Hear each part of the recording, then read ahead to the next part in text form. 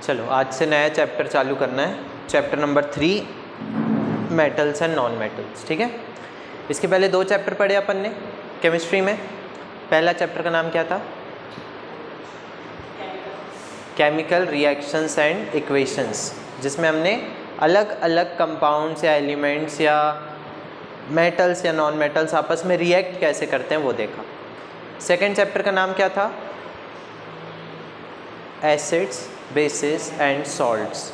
ठीक है, जिसमें हमने इनकी प्रॉपर्टीज़ देखी, एसिड क्या होते हैं, बेस क्या होते हैं, सॉल्ट क्या होते हैं। दोनों चैप्टर लगभग एक दूसरे से अलग थे, लेकिन जो सेकंड चैप्टर है और थर्ड चैप्टर है वो थोड़ा सा मिलता जुलता है। सेकंड चैप्टर में हमने एक पॉइंट देखा था जहाँ पर हमने एसिड को मेटल से रिएक्ट करके देखा था, या फिर मेटल कार्बोनेट से रिएक्ट करके देखा था। जब मेटल से रिएक्ट कर रहे थे तो कौन सी गैस निकल रही थी? Hydrogen, H2। और जब हम मेटल कार्बोनेट से रिएक्ट कर रहे थे तो कार्बन डाइऑक्साइड। ठीक है, वही रिएक्शंस इसमें भी आ जाएंगी, क्योंकि इसमें अपन मेटल और नॉन मेटल के बारे में पढ़ रहे हैं। तो वहाँ पर हम देख रहे थे reaction of acid with metals, यहाँ पर जस्ट उसका उल्टा कर देंगे, reaction of metals with acids. ठीक है, लेकिन इस चैप्टर को शुरू करने से पहले हमें बहुत बेसिक जानकारी होनी चाहिए कि मेटल्स क्या होते हैं और नॉन मेटल्स क्या होते हैं। ठीक है, आपने कई एग्जाम्पल सुने होंगे, मेटल के भी नॉन मेटल के भी। ठीक है, हमें ध्यान देना है एक्सेप्शंस पर।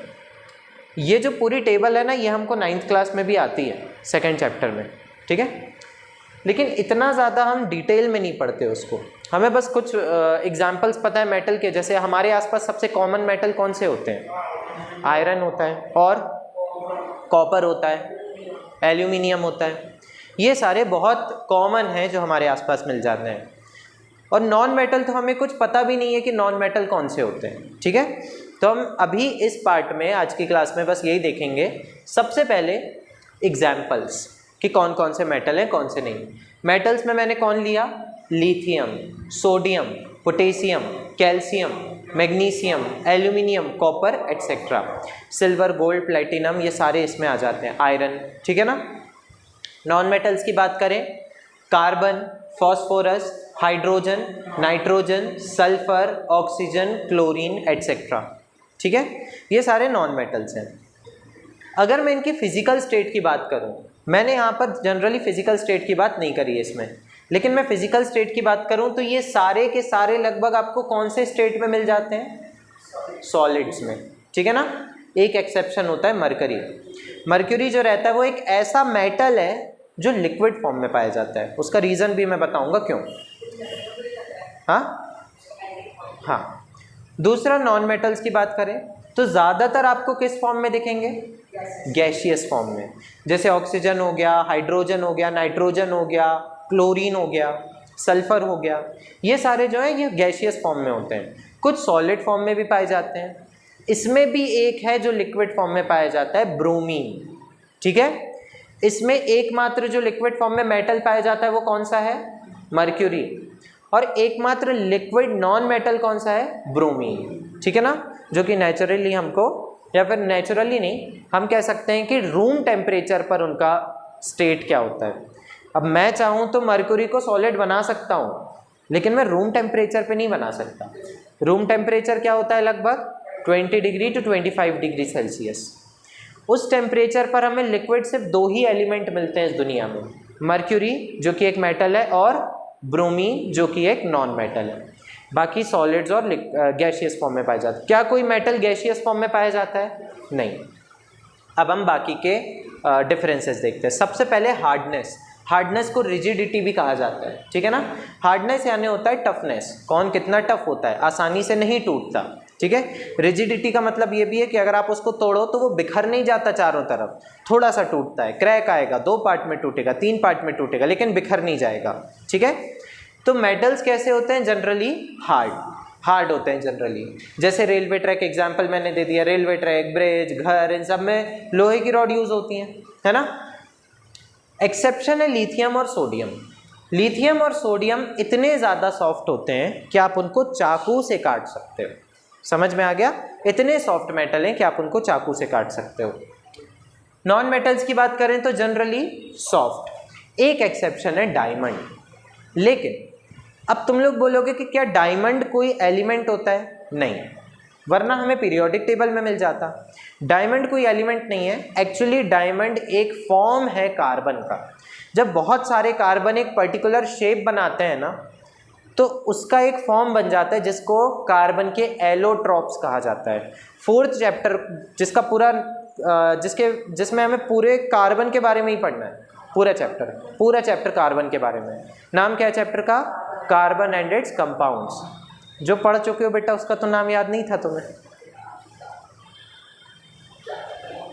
कार्बन का एक एलोट्रॉप कौन होता है? डायमंड।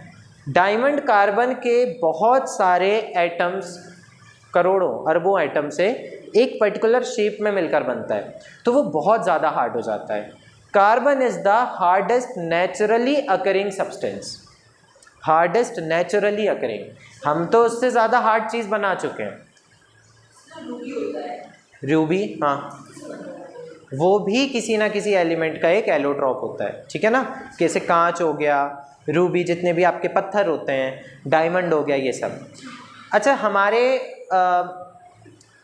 आसपास अगर हम देखें या फिर आर्मी में देखें या नेवी में देखें, तो उनकी जो शिप्स होती हैं उनको एक बहुत हार्ड मेटल से बनाया जाता है। कौन सा?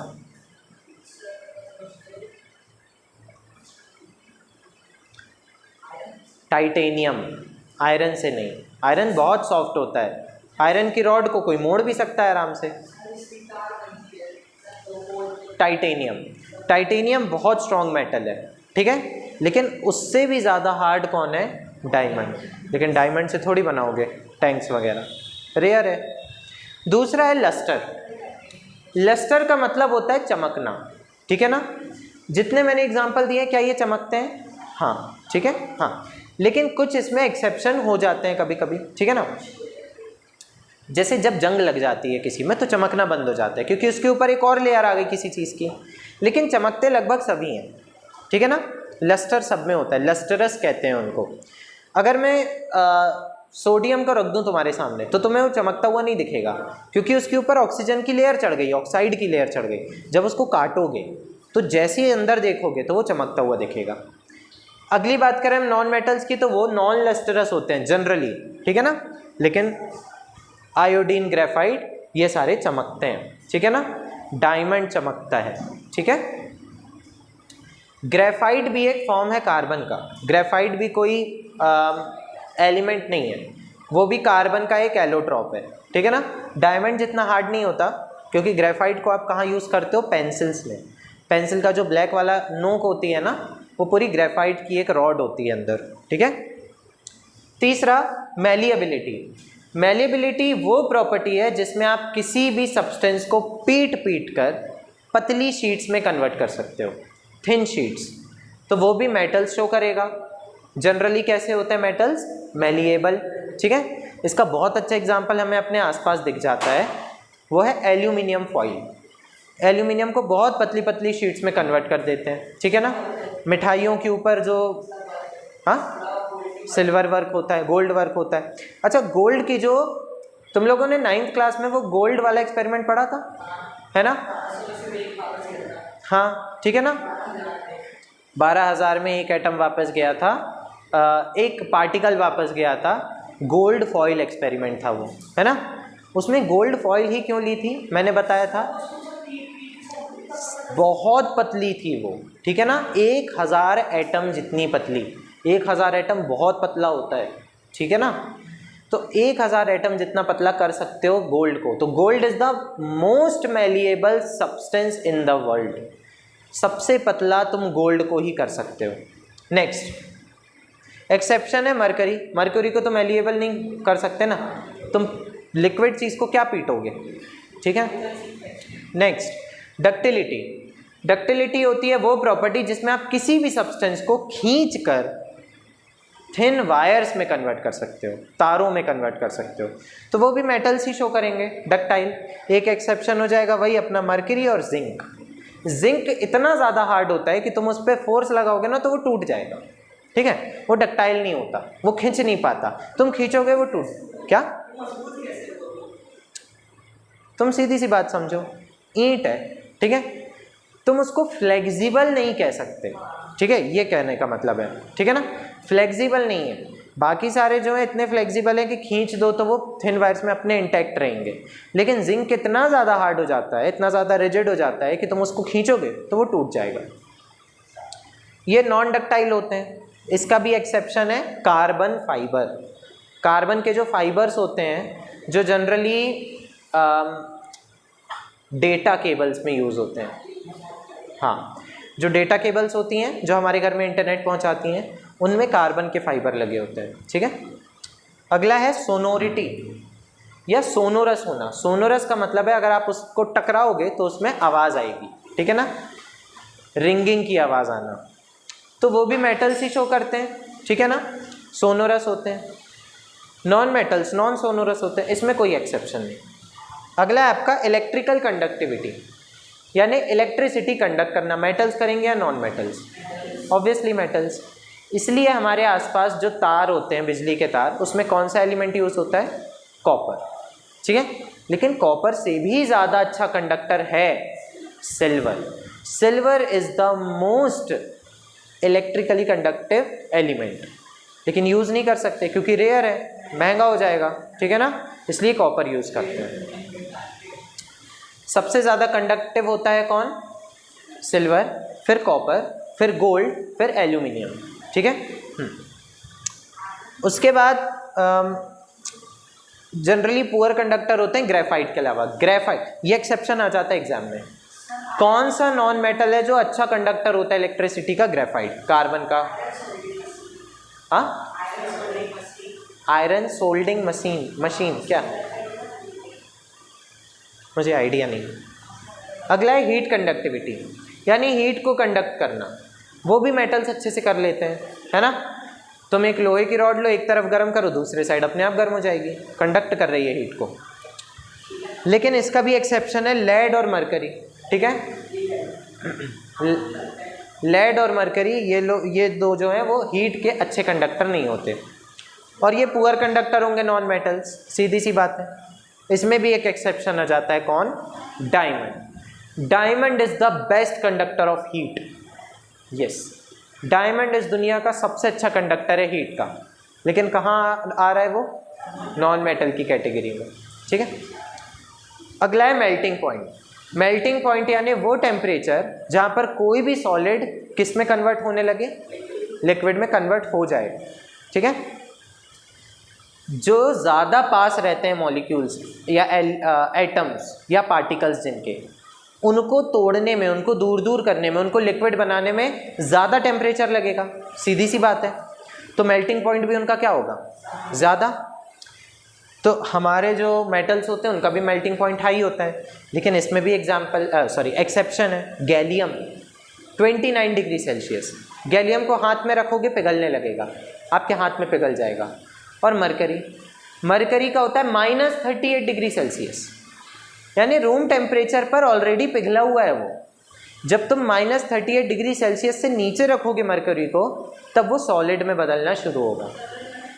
फ्रिज में भी नहीं, फ्रिज में -2, -5, -10 तक जाता है आपके जो डोमेस्टिक फ्रिजेज होते हैं। बाकी जो दूसरे फ्रिज होते हैं, इंडस्ट्रियल फ्रिज, उसमें आप कर सकते हो मरकरी को सॉलिड फॉर्म में। तो मरकरी का जो मेल्टिंग पॉइंट है वो कितना कम है, इवन दो वो किस कैटेगरी में आता है? मेटल्स। अगले नॉन मेटल्स की बात करें तो जनरली लो मेल्टिंग पॉइंट होता है, लेकिन अभी हमने बात करी डायमंड कितना ज़्यादा हार्ड है, उसके कार्बन के आइटम्स कितने ज़्यादा इंटैक्ट होते हैं, पास होते हैं, तो उसका मेल्टिंग पॉइंट भी क्या होगा? हाई। और ग्रेफाइट का भी मेल्टिंग पॉइंट क्या होगा? हाई, ठीक है। तो ये जो एक्सेप्शंस है ना, ये आपके एग्जाम में आ जाते हैं और डायरेक्ट नहीं आएंगे, एक्स वाई करके आ जाएंगे। X is a non-metal, but it has a high melting point. It is generally show luster and it is found in pencils. तो समझ गए? ऐसे क्वेश्चन आ जाएगा, ठीक है। सबसे ज़्यादा मैलिएबल गोल्ड होता है, सबसे अच्छा हीट का कंडक्टर डायमंड होता है। ग्रेफाइट इलेक्ट्रिकल कंडक्टर होता है इवन दो वो नॉन मेटल है। मेटल में कौन सा लिक्विड होता है? मर्क्यूरी। और इसमें नॉन मेटल में ब्रोमीन। समझ आ गया? ठीक है, आगे बढ़ते हैं।